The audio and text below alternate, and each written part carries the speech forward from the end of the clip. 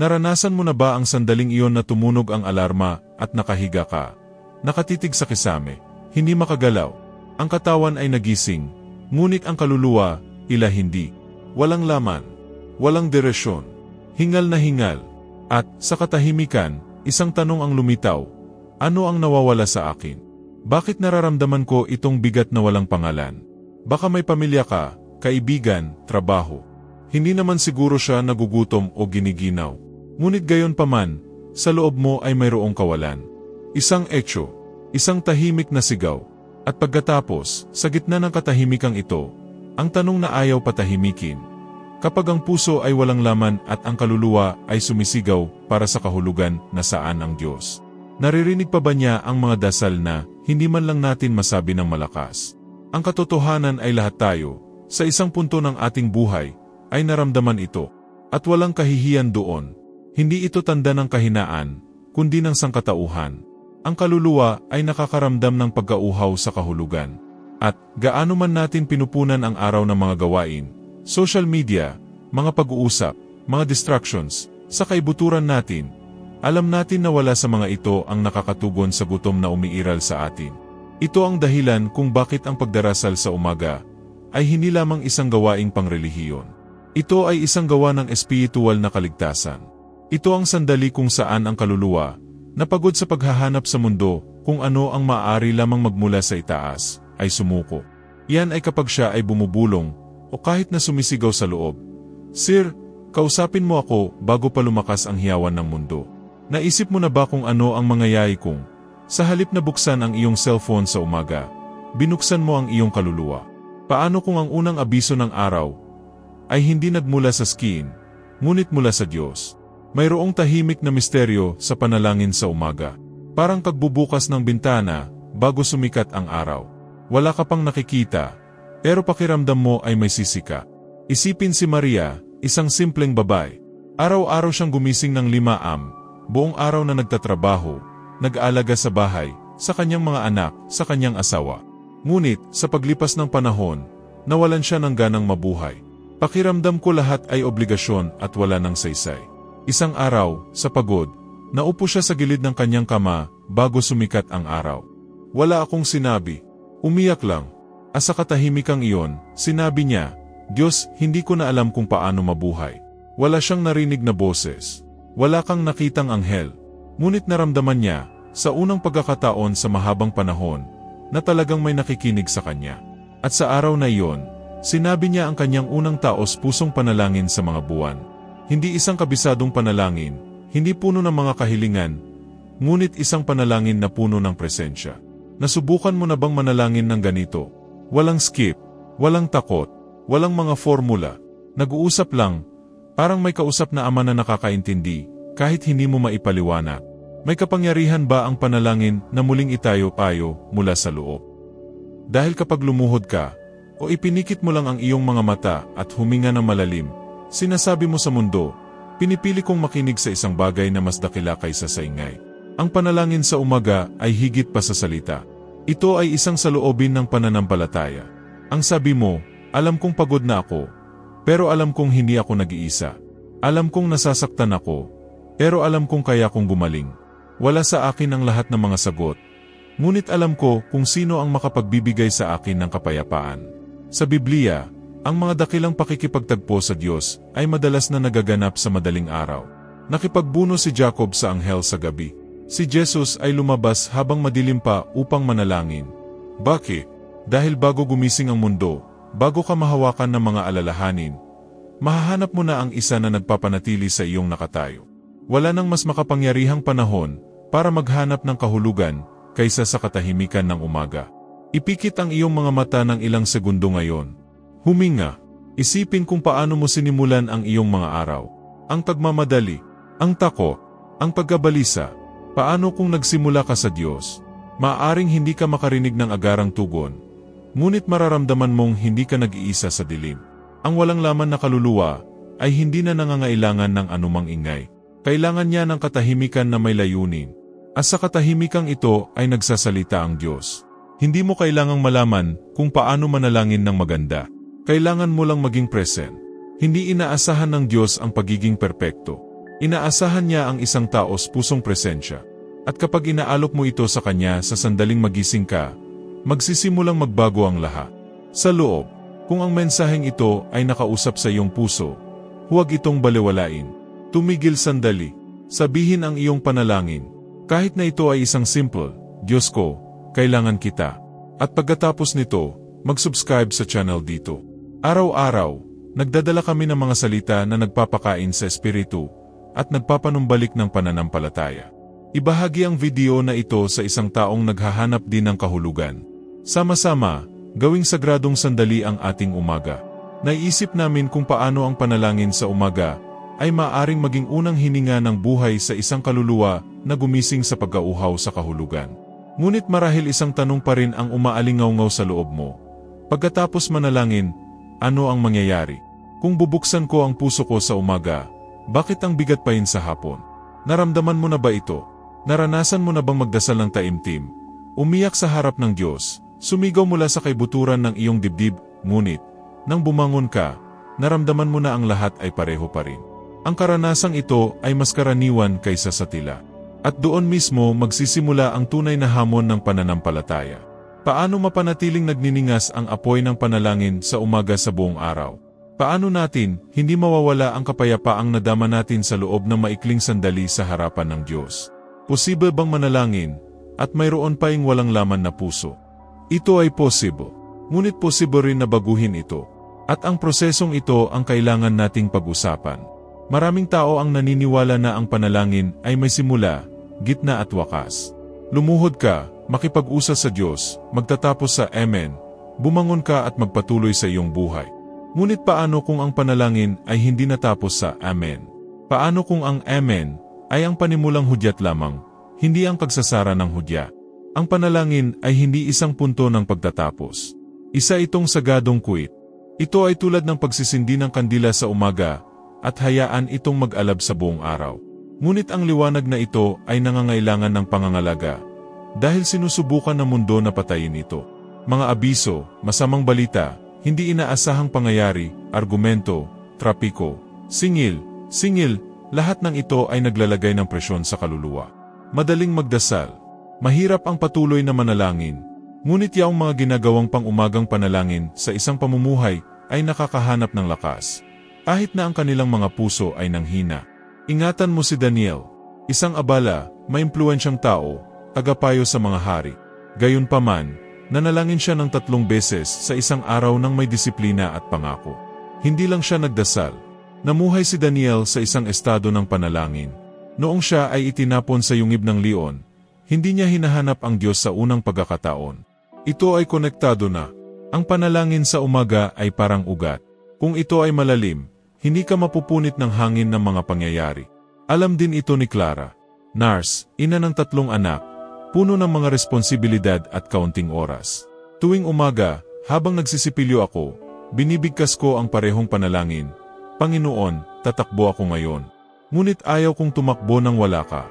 Sa panahon ng shift, nang makaramdam siya ng pagod, inulit niya sa katahimikan. Narito ako, ngunit ikaw ay kasama ko.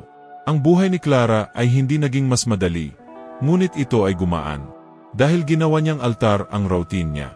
Ang maliliit na sandali ay naging pakikipagtagpo sa Diyos. Ang panalangin ay hindi lamang pagsasalita. Ito ay pag-alala na hindi ka nag-iisa. Ito ay nagdadala sa iyo ng patuloy na kamalayan ng presensya. Maaari kang manahimik at manalangin pa rin. Maaari kang magtrabaho at mahal mo pa rin ito. Maaari kang umiyak at marinig pa rin. Kapag ang panalangin ay naging paghinga, ang kaluluwa ay nagsisimulang gumaling. Narito ang isang ehersisyo na maaring baguhin ang iyong karanasan sa Diyos. Kapag nagising ka, pumili ng isang maikling paryala sa panalangin. Maaring ito ay tulad ng Panginoon, sumama ka sa akin, o kunin mo ang kontrol, Ama. Sa araw, ulitin ang pariralang ito sa isip sa mga panahon ng katahimikan, sa elevator, sa banyo, naghihintay ng isang pahina na mag-load sa iyong cellphone. Bago matulog, magpasalamat sa presensya na sumama sa iyo. Ang simpleng ugali na ito ay maaaring ganap na magbago sa paraan ng pamumuhay mo sa iyong mga araw. Kapag ang kaluluwa ay sumisigaw ng kahulugan, ang talagang gusto nito ay koneksyon. Maghanap ng mas malaki. Gusto ng totoong presensya. Ang sago sa panloob na sigaw na ito ay hindi sa mabilis na solusyon o ingay ng araw, ngunit sa patuloy na katahimikan ng panalangin. Hindi pinababayaan ng Diyos ang mga pusong sumisigaw sa Kanya. At siya ay hindi malayo. Ang problema ay, maraming beses, nagdarasal tayo, ngunit di nagtagal pagkatapos. Nananatili ang presensya ng Diyos. Ang tanong, present ka pa ba? Ang panalangin ay hindi nagtatapos sa Amen. Nagsisimula ito kapag bumangon ka mula sa pagdarasal. Ang panalangin ay hindi isang pagtakas mula sa katotohanan. Ang lakas niyang harapin. Ito ay hindi isang kanlungan upang makatakas sa mundo, ngunit isang pakikipagtagpo sa Diyos upang mabuhay sa mundo na may pag-asa. Ang isang walang laman na kaluluwa ay maaring magdala ng kapayapaan kung ito ay puno ng tamang presensya. Walang nakagawian na hindi maaaring tahanan ng Diyos. Ang pananampalataya ay lumalakas, hindi sa pagsigaw, kundi sa tahimik na katatagan. Hindi mo kailangang magdasal ng maganda, kailangan mong magdasal ng kasalukuyan. Si Joo ay isang magandang halimbawa nito. Malayo siya sa pananampalataya at sinabing sinubukan na niyang manalangin, ngunit wala itong silbi. Isang araw, nang hindi alam kung bakit, habang naghuhugas ng plato, sinabi lang niya, "God, kung nandyan ka pa, nami-miss kita." Wala siyang narinig na tugon. Ngunit sa sandaling iyon, nakaramdam siya ng init sa kanyang dibdib. Walang luha, walang musika, walang relihiyoso. Diyos lamang ang sumasagot sa isang kaluluwang sumigaw sa katahimikan. Ang panalangin sa umaga ay isang binhi, at, tulad ng lahat ng mga buto, kailangan itong didilig. Kung hindi mo ito alagaan, matutuyo ito. Ngunit kung alagaan mo ito, namumulaklak ito sa buong araw. Hindi mo kailangang maging perpekto, kailangan mo lang maging handa. Hindi hinihingi ng Diyos ang magagandang salita. Gusto niya ng accessible na puso. Huwag lamang magdasal, para maging mabuti ang pakiramdam. Manalangin na manatiling buhay sa loob. Ang walang laman na kaluluwa ay nakakahanap ng kahulugan kapag naunawaan nito. Hindi ako nag-iisa. Ang Diyos ay lumalakad kasama ko. Kung ang mensaheng ito ay nakipag-usap sa iyong puso, huwag hayaang lumipas ito bilang isa pang piraso ng nilalaman. Iwanan ang iyong panalangin sa umaga ngayon sa mga komento. Kahit isang linya lang, kahit tabulong, mag-subscribe sa channel, i-on ang mga notification at ibahagi sa isang taong nakakaranas ng walang laman na araw. Sama-sama nating gawing panalangin ang katahimikan at ang ating mga puso ay gawing altar. Naintindihan mo na ang panalangin sa umaga ay hindi nagtatapos sa Amen. Kailangan itong linangin sa buong araw. Ngunit ngayon, oras na upang sumisid ng mas malalim. Dahil, sa ilang sandali, kahit na pagkatapos magdasal, kahit na pagkatapos maghanap, na may bukas na puso, parang wala pa ring nagbabago sa loob. Nakapunta ka na ba dun? Nanalangin ka ba ng may pananampalataya, nagtiwala, sumuko, at nanatili pa rin ang kawalan? At ang pinakamasama, kung minsan ay nadagdagan pa ito. Ang kaluluwa ay sumisigaw para sa Diyos. Ngunit ang nararamdaman ay isang pumuputol na katahimikan. Isang hindi nakikitang kawalan, isang paghihintay na napakatagal. Ano ang ibig sabihin ng patuloy na manalangin kapag wala ng lakas? Paano mo mapapanatili na buhay ang iyong panalangin sa umaga kapag ang lahat ng nasa loob mo ay nais ng sumuko? Marahil ang iyong kinakaharap ay hindi lamang isang masamang araw, ngunit isang panahon ng katahimikan, isang pagtawid sa disyerto. At iyon ang pag-uusapan natin ngayon. Ang katotohanan ay may mga yugto kung saan ang Diyos ay hindi tumugon tulad ng dati. Magsalita ka at tila sarado ang langit. Nagbabasa siya ng Biblia at tila walang kahit isang salita ang pumapasok sa kanyang puso. Pumunta siya sa simbahan at pakiramdam niya ay nag-iisa siya sa karamihan. Hindi ibig sabihin na wala na ang iyong pananampalataya. Nangangahulugan ito na ang iyong pananampalataya ay dinadalisay. Ang pananahimik ng Diyos ay hindi parusa. Ito ay isang tawag sa lalim. Hindi lang gusto ng Diyos na nakadepende tayo sa emosyon. Nais niya na tayo ay maging batayan sa katotohanan. At ang katotohanan ay nananatili siyang naroroon, kahit na hindi natin ito nararamdaman. Marahil ay naitanong mo na ang mga tanong na ito ng tahimik. Bakit hindi ko nararamdaman ang presensya ng Diyos tulad ng dati? May nagawa ba akong mali? Pagod na ba ang Diyos sa akin? Iniwan na ba niya ako? Ang sagot ay malinaw at simple, hindi. Hindi siya nagsasawa sa iyo. Hindi kanya pinabayaan. Siya ay mas malapit kaysa kailanman. Ngunit tinuturuan kanya na makita ang higit sa damdamin. Alalahanin mo si Job. Siya ay walang kapintasan, matuwid at tapat. Gayunpaman, nawala sa kanya ang lahat, mga anak, ari-arian, kalusugan, mga kaibigan. At sa kasagsagan ng kanyang sakit, sumigaw siya, "O Diyos, bakit mo itinatago ang iyong mukha sa akin?" Gayunpaman, hindi huminto si Job sa pagdarasal. Anong niya? Pero nagpatuloy din siya sa paghahanap. Dahil sa kaibuturan niya, alam niya, kahit sa katahimikan, ang Diyos ay nananatiling Diyos. At sa bandang huli, naibalik si Job, hindi lamang sa mga ari-arian, kundi sa pagiging malapit sa Diyos. Si Larissa, isang youth leader sa kanyang simbahan, ay dumaan din sa isang katulad na bagay. Laging nasasabik, puno ng pananampalataya, unti-unti niyang nakita ang kislap ng kanyang mga mata na naglaho. "Nagdasal ako, pero hindi ko naramdaman. Pumunta ako sa mga serbisyo, ngunit hindi ako kumonekta." Naisipan pa niyang sumuko.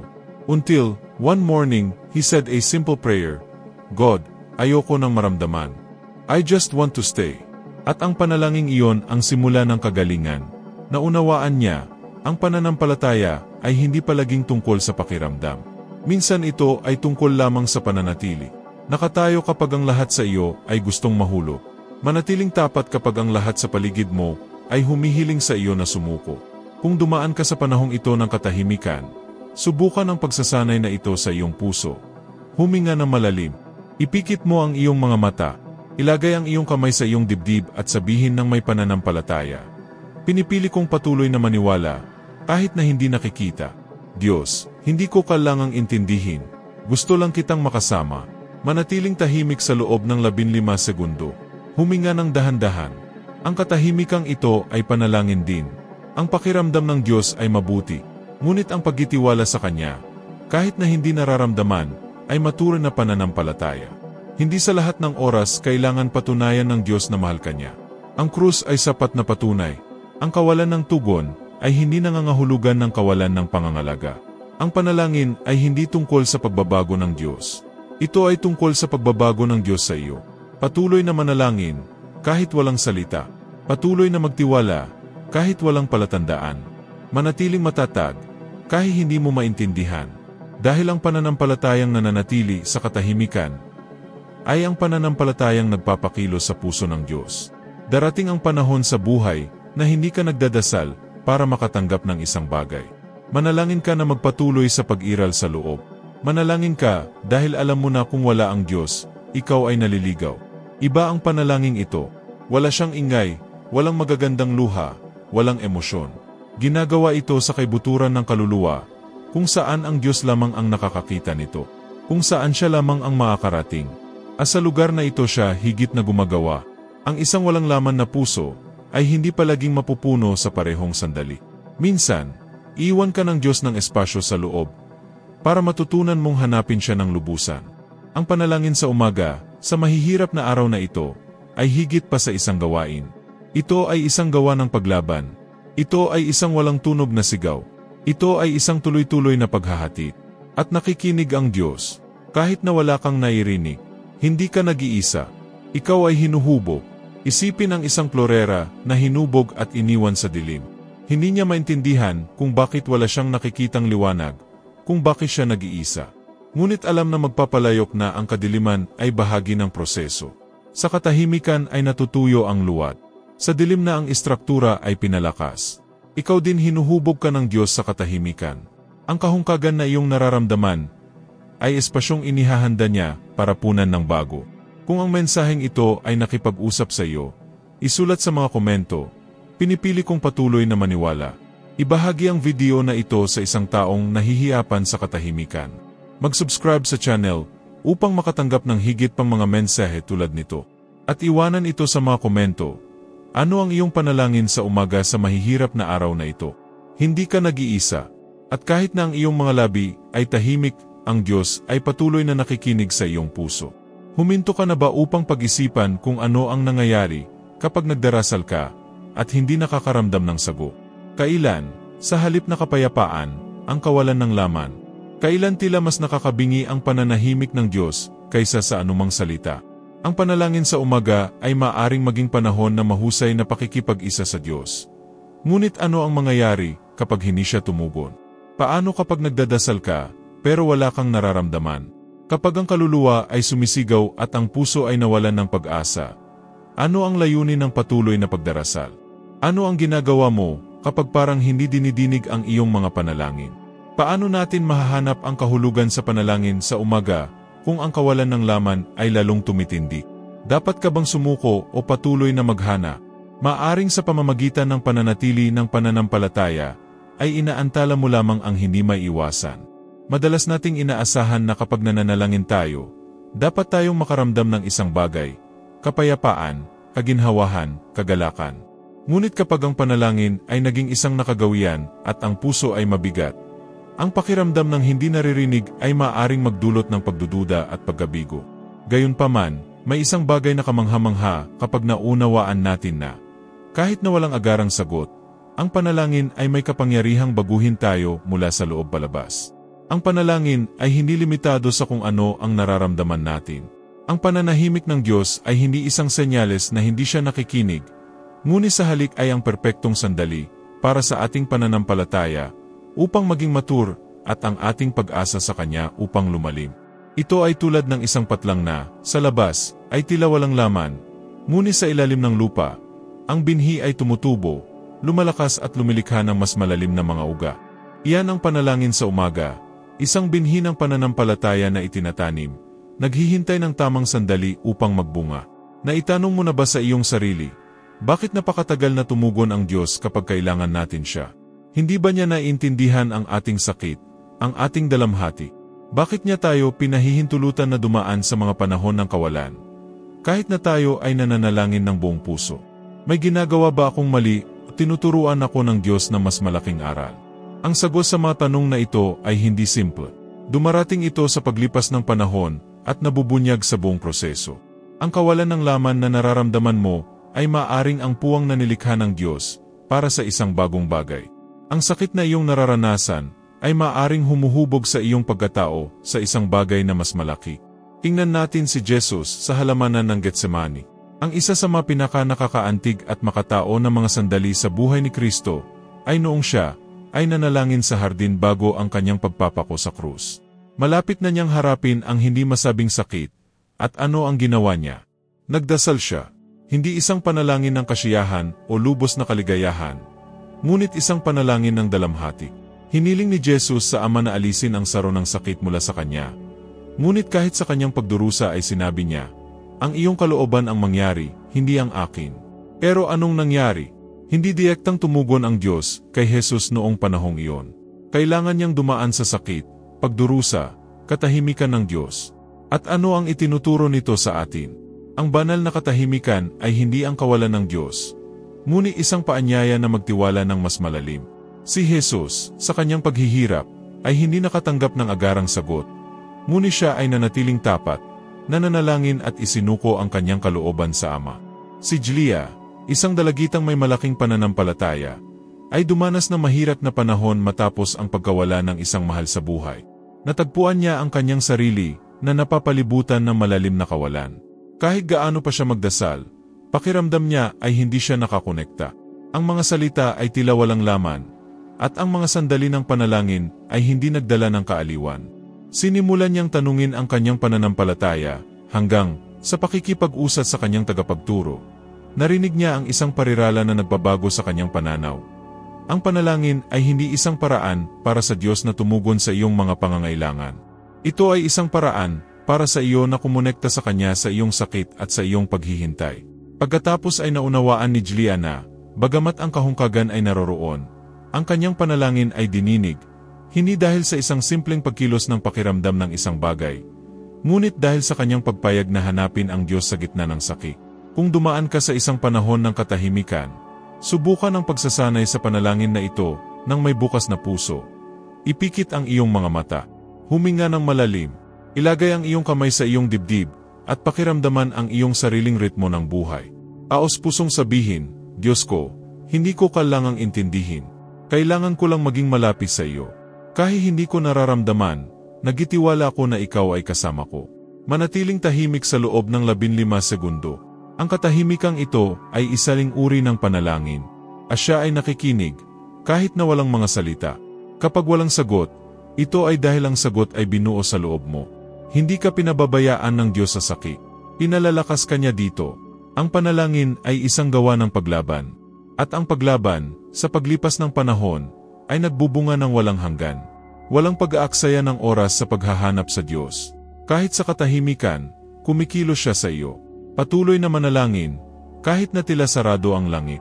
Patuloy na maniwala, kahit na ang kawalan ng laman.